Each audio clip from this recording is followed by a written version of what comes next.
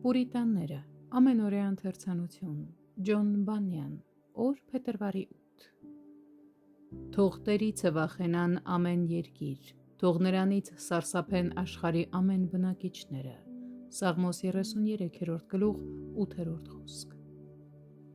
Այս բնական վախը անկախ նրանից, թե այն առաջանում է Աստծո դատաստանների սխալ ըմբռնումից, ինչպես իսրայելացիների դեպքում, թե ինչ-որ այլ բանից, ինչպես քանանացիների դեպքում,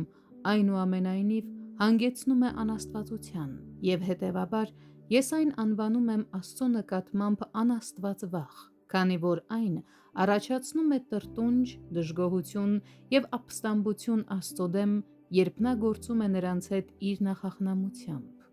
Կա Աստծո նկատմամբ վախ, որը մարդուն հեռացնում է Աստծուց։ Ես չեմ խոսում աթեիստների կամ մեղավորների մասին, ովքեր հաճույք են ստանում մեղքից,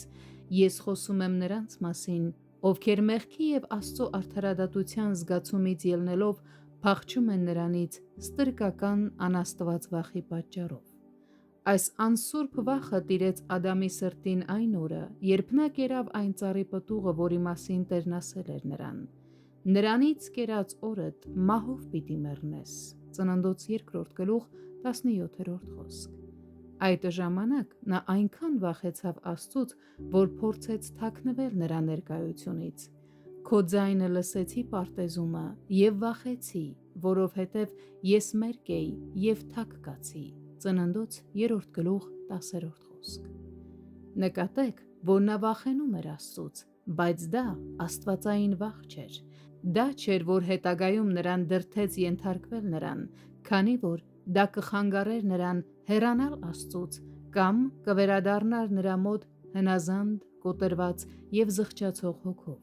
Սակայն այս վախը, ինչպես նրա մնացած մեղքերը, հանգեցրեց նրա հեռանալուն Աստծուց։ Ես այն անվանում եմ անաստված վախ,